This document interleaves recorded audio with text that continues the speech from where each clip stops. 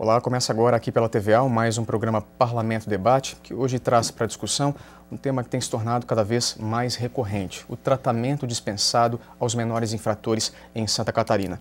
O debate tem motivo, a participação cada vez mais frequente de adolescentes em crimes dos mais variados tipos. O exemplo mais recente está ligado aos atentados que têm sido registrados em Santa Catarina desde o final do mês passado.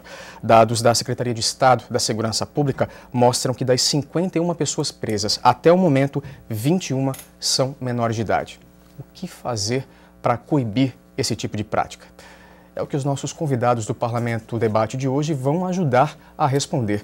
Para isso, eu recebo com muita satisfação 4 convidados que foram especialmente convidados para participar desse debate e nos ajudar a entender um pouco melhor essa situação e possivelmente nos apresentar alguns caminhos, algumas alternativas.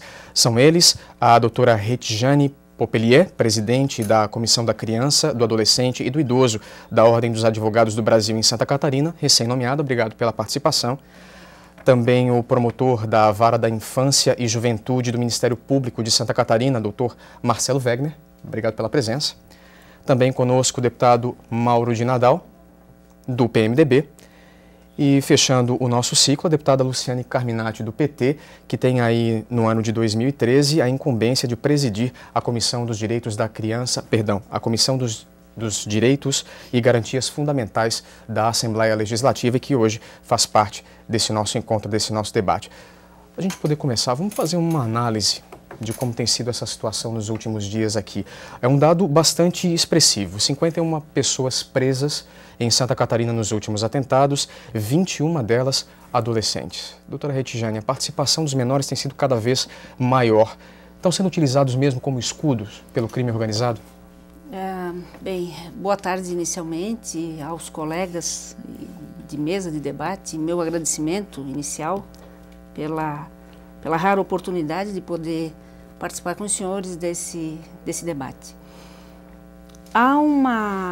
Esses dados precisam ser analisados dentro de um sistema todo, né?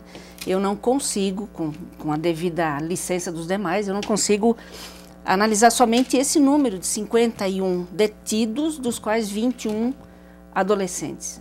No contexto nacional, o adolescente está representando aí algo como menos de 10%, em torno de 10% de todos os crimes investigados, de toda essa população marginal que está afetando a sociedade como um todo. Obviamente que é possível interpretar, também com a devida licença, que o adolescente hoje passe a ser utilizado por alguns adultos marginais, né, para a prática desses delitos todos. Mas eu acho que o problema não se limita a isso.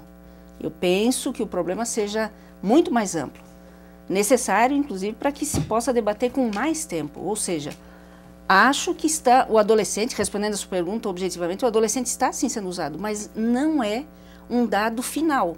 Eu não posso considerar isso como um elemento, uma informação final. Isso faz parte de todo um complexo problema que nós estamos vivendo, que passa desde a má distribuição de renda até a desestrutura do próprio Estado, em ter condições de recepcionar esses adolescentes e dar um atendimento a esses adolescentes. Penso que a questão seja bem complexa e merecendo aí um debate mais aprofundado. Doutor Marcelo, qual é a interpretação que o senhor faz desses primeiros números que nós temos? A primeira informação, até a doutora colocou muito bem, né?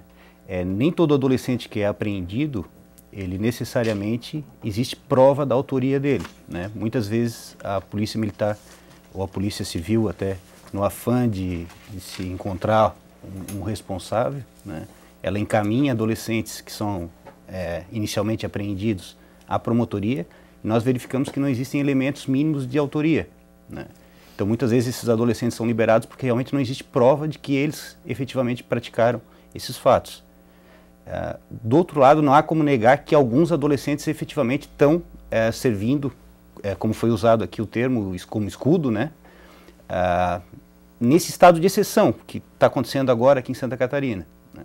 No dia a dia, eu trabalho aqui na promotoria e recebo todos os adolescentes de Florianópolis que praticam ato infracional, todos passam pela minha promotoria, né, o que a gente verifica é que o adolescente é utilizado, via de regra, por aquele traficante de ponta, né, para eximir. A polícia militar muitas vezes também não há uma investigação prévia para se descobrir o grande traficante, né, então se busca aquele traficante lá no morro que está vendendo, etc. E aí nesses casos, muitas vezes, o adolescente acaba assumindo a autoria do fato. A droga é jogada em algum canto, o adolescente que está junto acaba assumindo, não, a droga é minha. Né? Mas esse é o traficante mínimo, é aquele traficante que está lá na ponta. Né? Agora, é necessário um serviço de inteligência, que a Secretaria de Segurança Pública busque isso, né? Porque eu, conversando com jovens, etc., né, a gente verifica que quem quiser comprar droga aqui em Florianópolis, tu consegue comprar em qualquer canto, qualquer bairro, qualquer morro aqui de Florianópolis. Né? E não é prendendo esse traficante lá da ponta, eu não estou dizendo que não deve ser preso, né?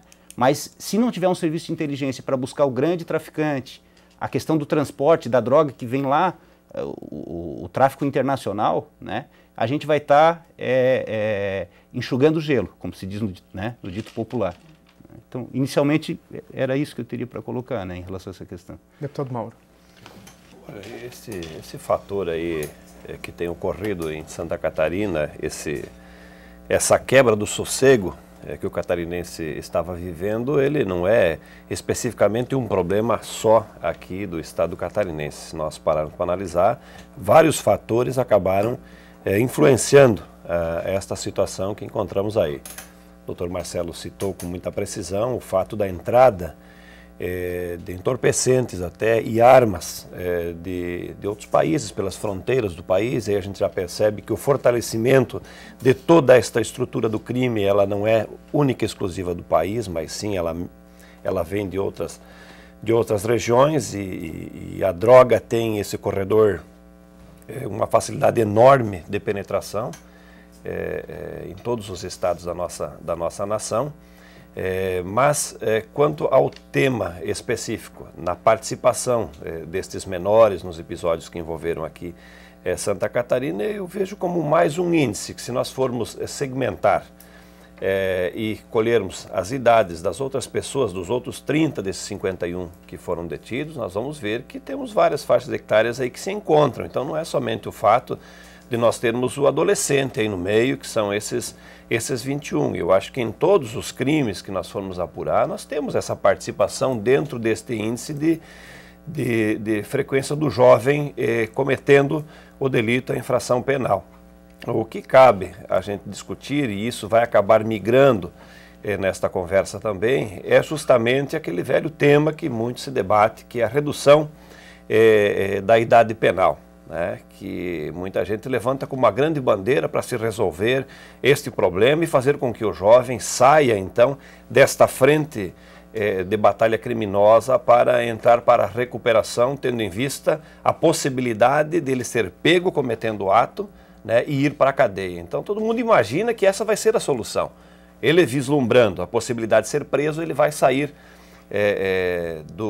da intenção, vai fugir da intenção de cometer o crime. Mas eu vejo que o caminho não é por aí. O problema é mais social do que até mesmo de ampliar esta idade para punir este jovem. Porque nós estamos falando, e quando nós entramos no debate, nós estamos discutindo com pessoas que têm um determinado conhecimento, que já vem de uma família, vem de uma história de educação diferenciada. Agora, quando nós percebemos, a grande maioria dessas pessoas, elas vêm lá de pessoas de família de baixa renda, que não tiveram acesso à educação, não tiveram acesso aos meios sociais que permitissem que ele fosse inserido numa sociedade em pé de igualdade com aquele que estuda numa escola particular. Então, o jeito deles entenderem o crime, ele é totalmente diferenciado. Então, essa fase de transformação de criança até os 18 anos, dos 12 aos 18 anos, é que vai permitir a ele um amadurecimento mais profundo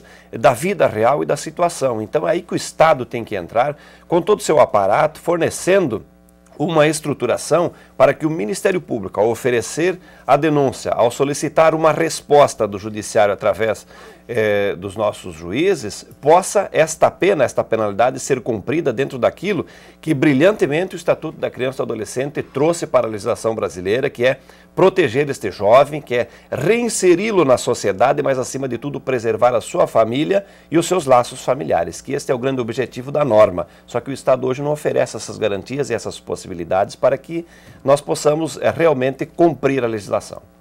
Deputada Luciane. Então, acho que, primeiro, boa tarde, né? Boa tarde a todos, cumprimentando também a todos que estão assistindo esse programa. Dizer que, como bem falou o deputado Mauro, são 51 casos e dos 51 a maioria são adultos. É importante deixar esse registro. Então, com isso, a gente também precisa compreender que, na verdade, esse sistema, da forma como ele está concebido e funcionando hoje, não funciona nem para o adulto e nem para o adolescente. Então nós temos problema, né? Nós temos problema no sistema da forma como ele está organizado. Mas eu acho que, respondendo exatamente a pergunta, nós temos um problema de gestão da política pública, onde a gente percebe que muitas vezes o adolescente que vai para a escola, quando vai na idade que deveria ir, que os dados ainda são muito baixos, né? No ensino médio, na faixa dos 15 a 17 anos, nós temos em torno de 70% dessa idade que vai para a escola, mas nós temos 30% que não vai. E conforme vai avançando a idade, diminui para 50%. Então, de 70% passa para 50%. Portanto, metade dos jovens ou adolescentes, como nós queiramos chamar, nessa faixa etária, eles ainda não vão para a escola. Então, nós temos um problema de educação, né? Nós temos um problema de moradia. Então, quais são as condições de moradia? Entendendo que moradia não é só casa, é ter uma quadra de esporte, é ter lazer, é ter uma praça, é ter uma ocupação para esses jovens e adolescentes. Nós temos um problema central no estado de Santa Catarina, que é um problema da assistência social. E esta casa aqui mesmo fez o debate nos 2 últimos anos, eu presidia a Frente Parlamentar em Defesa do SUAS, discutindo o orçamento da assistência social. Nós temos um problema que é quanto se coloca para a área social. Se não tem dinheiro para estruturar um programa socioeducativo, e os municípios sabem a dificuldade que é, e o Estado também investe pouco nisso, é claro que esses adolescentes que mais precisam de programas, e aí programas, é muito sério tratar disso, não é pegar um adolescente e colocar numa sala 4 paredes e uma pessoa mandando ele escrever, isso não é programa. Tem outras coisas na rua que são muito mais atraentes, né? Então o que a gente percebe é que a política social não é prioridade e não tem recursos para isso. Desemboca nesse problema. O CASE, depois quem sabe o promotor possa dizer, o CASE, os CASEPs, os programas educativos, além de ter estruturas precárias, têm poucos profissionais à disposição. Nós tivemos um caso em Chapecó há poucos meses de um adolescente que se enforcou. E desde 2009 a promotoria tem uma ação civil contra o Estado porque falta psicólogo. Esse adolescente precisava deste acompanhamento. O próprio Estatuto e o SINASSE, que é o Sistema Nacional de Atendimento Socioeducativo, prevê uma equipe de multiprofissionais. Não tem nos programas, né, de responsabilidade do governo do Estado. Então, nós temos um problema central, que é a política social não é prioridade, portanto, os adolescentes que precisam desta política, eles não têm um atendimento qualificado na medida em que faltam profissionais, falta estrutura e falta uma concepção de integração. Eu fui secretária de Educação no município de Chapecó há um tempo atrás e nós começamos a fazer um debate de sentar as secretarias das várias áreas, a assistência, a educação, a saúde, para discutir desenvolvimento integral do aluno, da criança. E aí nós vamos perceber que o mesmo aluno que eu atendia na escola, a assistência estava atendendo lá na área social e a saúde também. Só que a gente não dialogava enquanto governo. Então isso falta muito nos nossos governos. Trabalhar com essa concepção de que o sujeito é o mesmo, então a gente tem que integrar mais as políticas para que de fato ela tenha efetividade. O que mostra que não é uma discussão que fica centrada na área da segurança pública, né, doutora Reitiane? A gente precisa avançar nessa discussão e tornar esse debate mais plural, na verdade. Eu agradeço até você me solicitar, logo a seguir dos demais, porque dentro na convergência do que foi exposto, né, eu posso trazer um caso concreto. Né? Eu tenho, junto com um grupo de pessoas na minha cidade, em Balneário Camboriú, um trabalho social já que está completando 19 anos agora em maio. E o grande aprendizado meu, desses 19 anos de trabalho dedicados voluntariamente à assistência social, é de que é um grande faz de conta.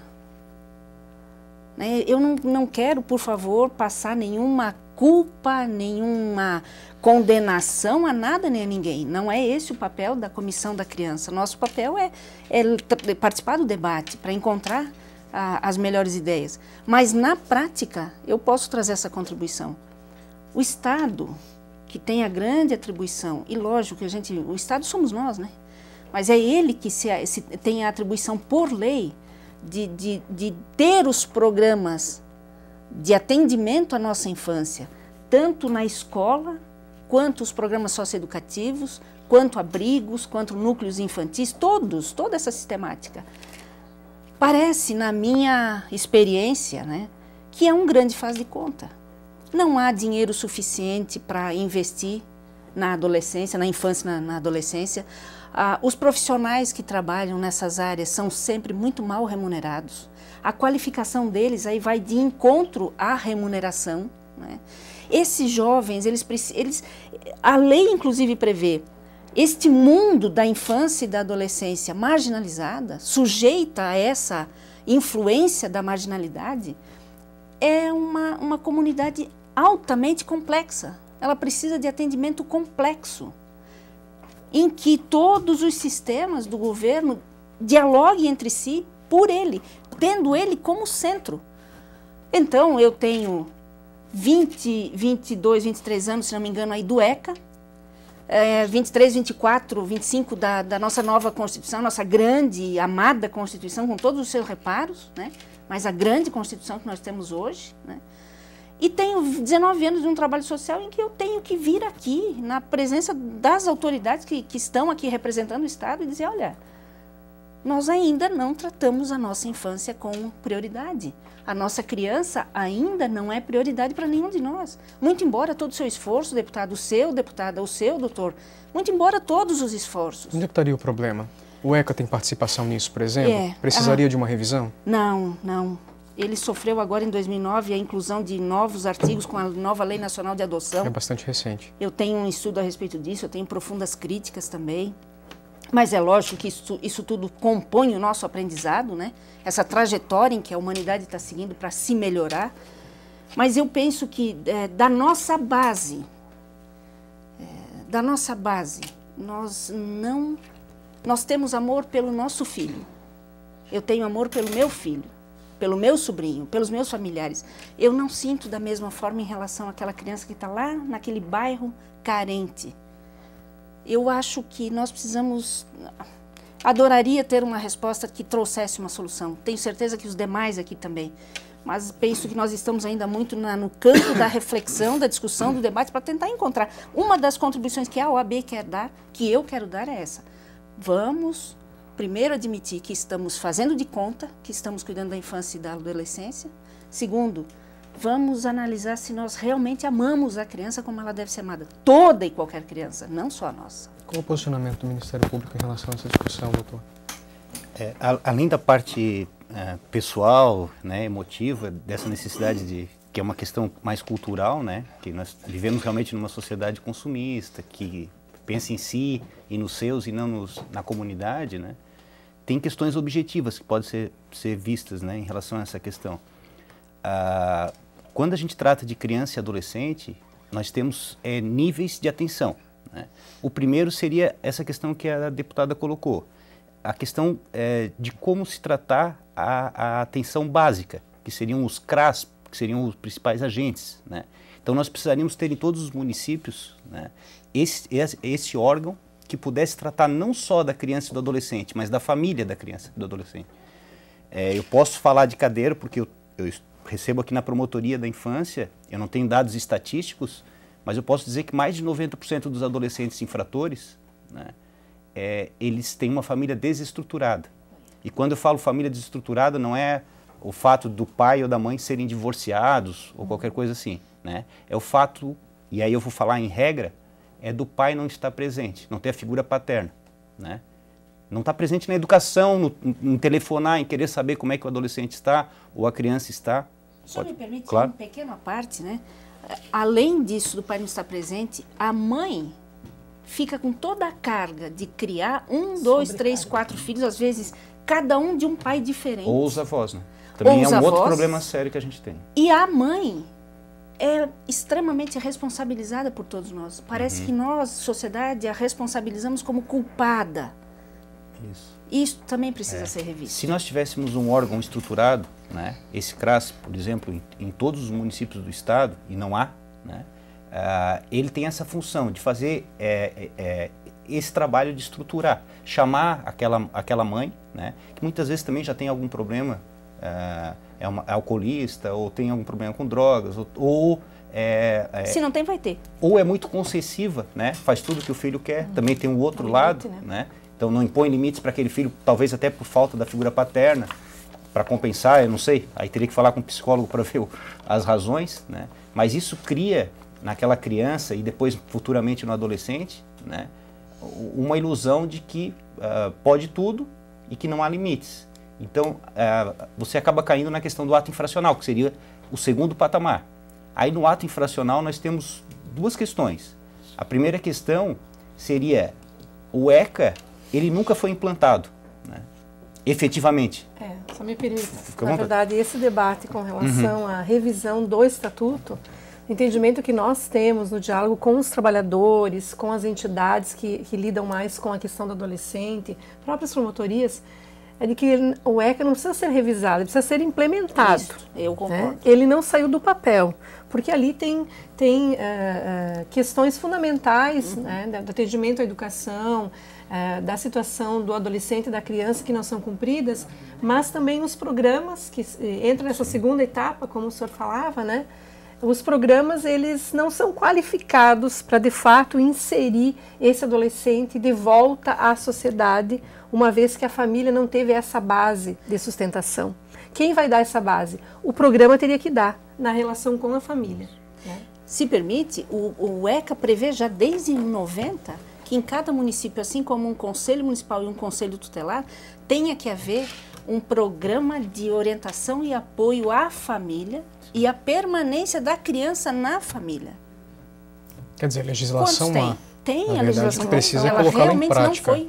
Tem a legislação, desculpa interromper. Não, faça favor. Tem a legislação que prevê todos esses meios de segurança para tanto a criança quanto o adolescente, mas que também prevê a punição, caso ocorra o ato. Só que isso tudo, para se fazer cumprir, é que falta, aí que o Estado está omisso.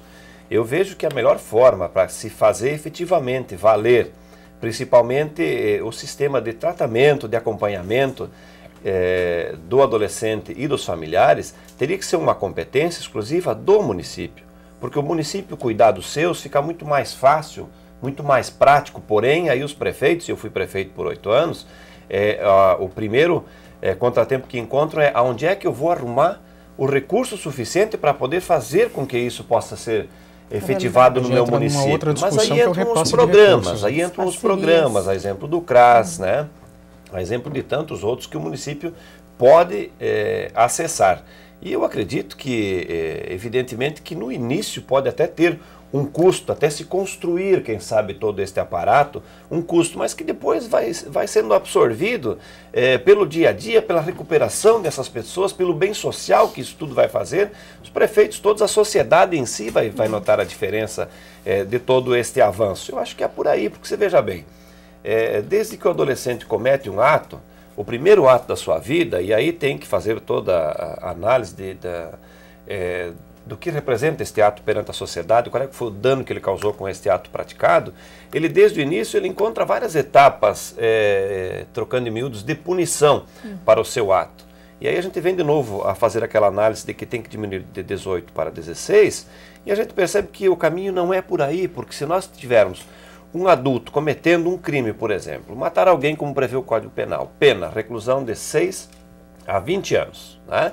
Se ele tiver a pena mínima, um bom comportamento, se tiver a oportunidade de trabalhar, ele vai sair com 3 anos da cadeia. Que é os 3 né? anos. Que são os 3 anos que o Estatuto prevê o limite máximo de 3 anos, né? De 3 anos. Que aí se faz todo um discurso, né, norteando este tema, dizendo de que tem que diminuir a idade penal, porque aí sim nós vamos resolver o problema. O problema se resolve tratando, dando condições, atendendo a família, criando condições para que ele possa viver em comunidade, mas viver bem em comunidade. E o Estado estar presente. Aí o Estado, quando eu falo município, Estado e também a União, estar presente no momento de acompanhar, de tratar, de dar os encaminhamentos que o Estatuto prevê. Desta forma, eu acredito que nós vamos resolver, desde que se encontre de quem é a obrigação. É do município, fica tudo mais fácil no meu ponto de vista. O deputado Mauro colocou uma situação que não tem como a gente fugir, que é a discussão sobre a redução da maioridade penal, né? Gostaria de ouvi-los a respeito disso. Seria uma possibilidade de solução ou a gente estaria começando a resolver o problema do caminho inverso, já que a gente está falando em atender a base num primeiro momento para evitar problemas futuros? Doutor Marcelo, por favor. Até assim, o Estado, lato sensu, falando na questão federal também, né, ele está sendo contraditório, porque nós temos vários projetos para redução da maioridade penal, e aí a gente entra numa questão que vai reduzir para quanto, né? Nós temos um percentual muito alto de adolescentes com 12, 13 anos que estão iniciando na prática de ato infracional, né? E alguns que a gente considera como ato infracional, mas não aplica as medidas, menores de 12 anos também, que já estão entrando na questão do tráfico. Existe isso, existe essa situação que a gente presencia lá na promotoria, né? Então, até quanto que a gente pode baixar, né? A segunda questão é, o que a gente vai fazer? A gente vai baixar essa idade para colocar eles na vala comum, entre aspas, da execução penal? Na escola. Que é na escola do crime, né? Que vai criar outros PGCs né? E, na verdade, tem até uma reportagem que o senhor falou agora, que eu estava lendo no jornal, eu me esqueci agora o autor, mas que ele fala que é uma cátedra, né? A pessoa está ali e está estudando para ser um criminoso, né? Então você vai misturar o adolescente, né? E eles falam de outros países, muitos que defendem essa questão, mas nos outros países a coisa não funciona assim, né? Mesmo aqueles que se aplica o Código Penal, você aplica, mas não encaminha para o mesmo local. Existem locais específicos para tratamento dessas adolescentes, tá? Então, a nossa visão é que o Estado está sendo contraditório, porque ao mesmo tempo que ele está despenalizando o maior, né, e eu posso falar isso porque nós temos a lei dos juizados especiais, nós temos a lei das penas alternativas, né? Dificilmente você consegue atualmente colocar alguém em prisão preventiva, né, por prática de furto, né, por outras práticas que, no meu entender, são graves. Você não consegue mais, se for primário, praticou a primeira vez, etc., né, você não consegue colocar em prisão preventiva. E você está querendo penalizar, entre aspas, aquele adolescente, né, sendo que em muitas hipóteses, o próprio Estatuto da Criança e do Adolescente, ele prevê a questão da internação provisória, que a gente chama de contenção, né. E eu posso dizer que aí depende de interpretação, né. Muitas vezes é mais fácil você conter um adolescente do que manter preso preventivamente o maior, né? Então é uma situação que realmente é contraditória. O Estado está querendo o quê? Ele está falando, por um lado, que ele não tem mais estabelecimento penal, por isso ele é obrigado a criar essas penas alternativas e outros meios de despenalizar a transação, eles chamam de monetarização, né? Transformar tudo em pecúnia. Olha, cometeu um crime, vai pagar então, né? Então, por um lado ele está fazendo isso, e por outro lado ele está querendo que o adolescente entre nesse mesmo sistema e agora, entre aspas, também encarcerado, né? Então ele não tem um discurso lógico nesse sentido. E aí eu falo Estado como um todo, né? Não como só executivo, mas como legislativo, que tem essas propostas em nível federal. As propostas de emenda à Constituição são da Câmara Federal, né? Do Legislativo Federal, né? Do Legislativo Federal. São isoladas, né? São alguns deputados federais que apresentaram. Apresenta a sua, né? Tem alguns projetos que estão tramitando lá. Há alguma proposta do Executivo Federal também nesse sentido? Não. Que eu conheça, não. Então nós estamos com essa realidade.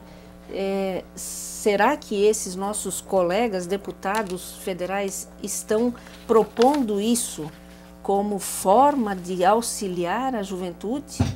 Ou é meramente uma forma de dar uma satisfação a essa população que hoje está pedindo tanto por socorro pela insegurança e pela criminalidade que está aumentando?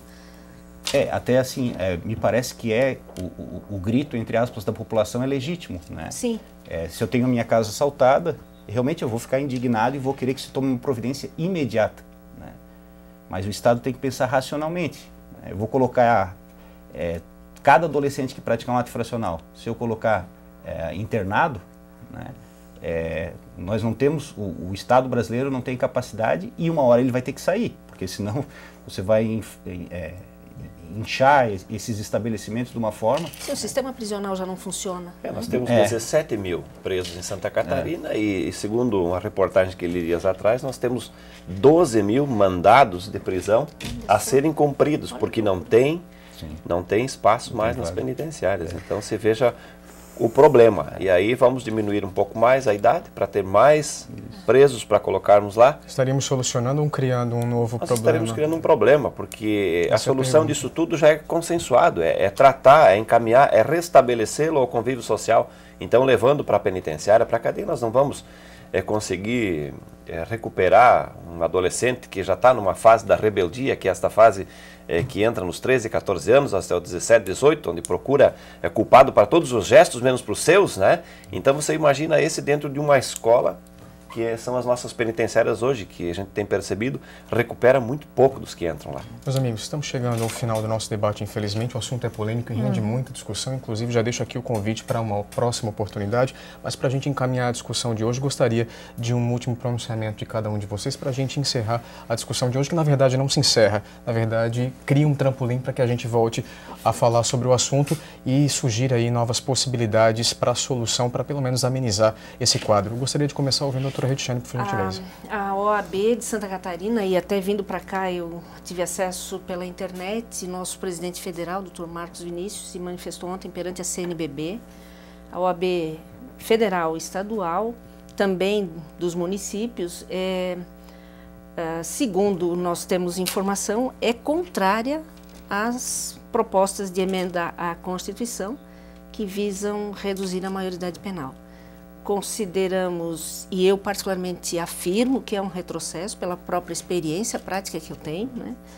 Acho que seria possível aceitar a ideia da redução da maioridade penal se nós tivéssemos crianças e adolescentes que frequentassem todas a escola, que a nossa escola fosse excelente.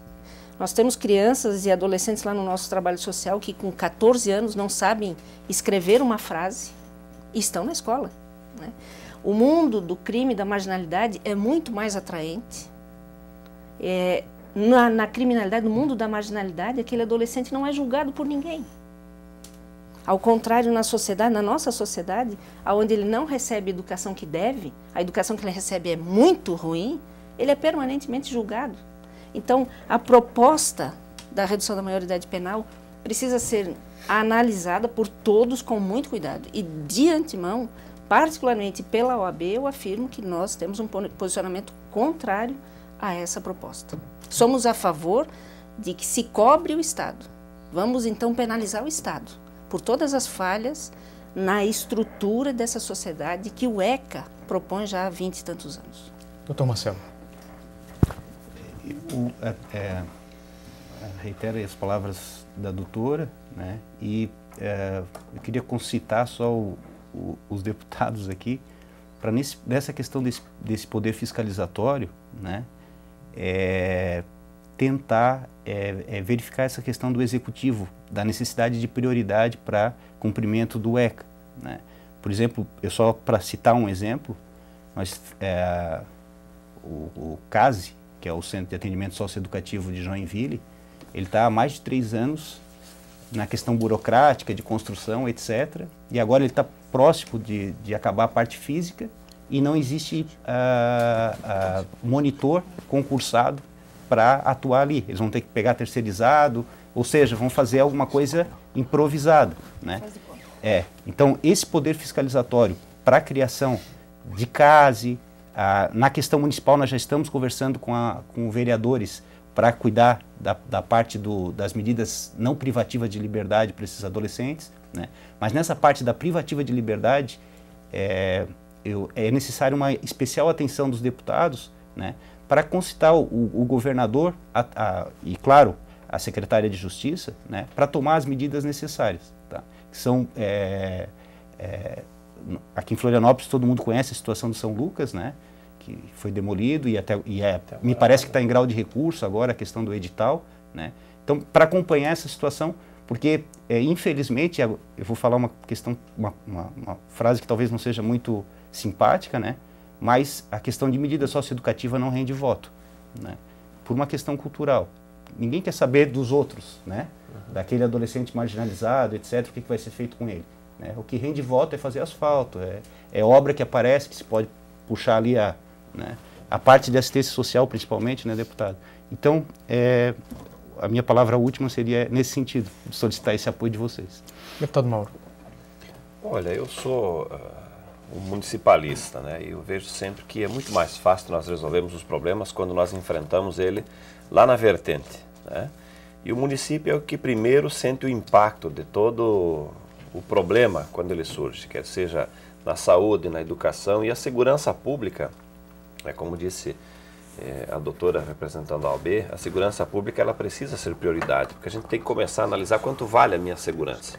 Hoje a gente percebe de que, se pararmos para analisar, os presos somos todos nós, todos os indivíduos, porque acabamos nos fechando a quatro paredes, construindo muros elevados, né, nos privando de apreciar o que é tão belo que é a nossa natureza para tentar buscarmos segurança nas nossas propriedades. Então, quando nós conseguirmos restabelecer também este modo de pensar pelos nossos administradores municipais, e aí sim, em parceria com o governo do Estado, com o governo federal, o Ministério Público, a OAB, o próprio Poder Judiciário, nós em conjuntos enfrentarmos este problema, com certeza nós vamos ter avanços, né, para toda a nossa sociedade.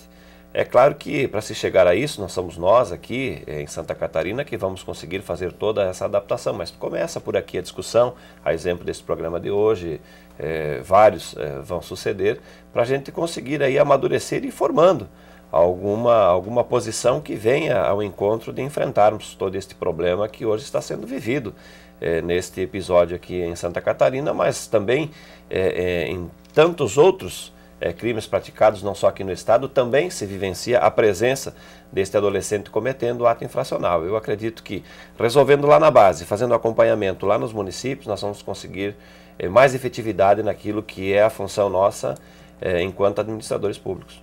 Deputada Luciane. Então, primeiro, agradecer a oportunidade, e agora que o debate estava ficando bom, termina, sempre né? assim.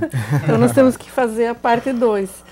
Mas quero dizer que na semana que passou mesmo eu visitei um centro de atendimento socioeducativo na cidade de Chapecó, e me chamou a atenção que são 24 adolescentes internados e mais de 200 sentenças aguardando. Então isso significa que nós temos um problema da não aplicação do Estatuto da Criança e Adolescente. Efetivamente, as medidas socioeducativas não estão sendo implementadas. E tanto as de regime aberto quanto as de regime fechado carecem de mais estrutura, como eu falei, de pessoal, de equipamento, de formulação dessas políticas. Então, se eu pudesse deixar um recado, eu diria que os governos precisam chamar os servidores, muitas vezes não aproveitam aquele profissional que conhece a realidade, que se dedica, que enfrenta no osso do peito, como a gente diz, né, com muita vontade, todo dia aquela situação, sem às vezes ter esse amparo desse suporte de estrutura. Chamar os servidores, chamar as entidades, as organizações, pensar uma política de expansão, mas qualificada, não é tanto uma estrutura riquíssima que a gente está falando, mas uma estrutura decente, que possa ter oficinas, que possa aos poucos ir inserindo esses adolescentes no mundo do trabalho, porque é fundamental também, né? A partir dos 14 anos ele pode ter um vínculo com o trabalho, né? A nossa Constituição permite. E da mesma forma que o promotor fala do nosso acompanhamento e fiscalização às políticas que competem ao Estado, também a gente precisa que as promotorias também cobrem dos municípios as medidas abertas, né? A execução de medidas abertas que tenham esse aparato de estrutura, porque muitas vezes, acho que o promotor falou muito bem, muitos prefeitos são parceiros e têm esse olhar social, mas para muitos prefeitos também é uma sobrecarga, né? Trabalhar com essa área é um peso. Então nós vamos investir pouco, vamos deixar de lado e vamos cuidar da saúde, vamos cuidar de outras coisas. Então a gente tem que ter um olhar diferente e ter um investimento no estatuto da criança e adolescente, no profissional que trabalha com esta área e nas famílias. Se a gente atingir as famílias, nós não vamos mais se preocupar em ampliar a penitenciária, né? E nem regimes fechados para os adolescentes. Mas a gente tem que chegar nas famílias. E, por enquanto, nós não estamos chegando nas famílias. Daí a necessidade e a importância de a gente ter espaços como esse para debater, e eu acho que a dinâmica do programa foi exatamente essa, né? Uma ação conjunta e não apenas pontual para solucionar o problema da base e não deixar que ele se transforme num bicho de 7 cabeças lá na ponta. Partilho da sua opinião de que a gente precisa ter mais espaço para discutir esse tema, por isso deixo novamente aqui o convite. Acho que a questão do cumprimento das medidas socioeducativas a partir desse trabalho de criação de políticas públicas pensadas de uma forma conjunta precisa realmente ser debatido, e deixo aqui a possibilidade de que a gente volte num outro momento para discutir esse e outros assuntos. Obrigado a todos pela presença e a você aí de casa pela participação. O Parlamento Debate de hoje vai ficando por aqui. Obrigado a você pela companhia. Espero que você tenha acompanhado o programa e partilhado as opiniões também. A gente se vê numa próxima oportunidade. Até lá.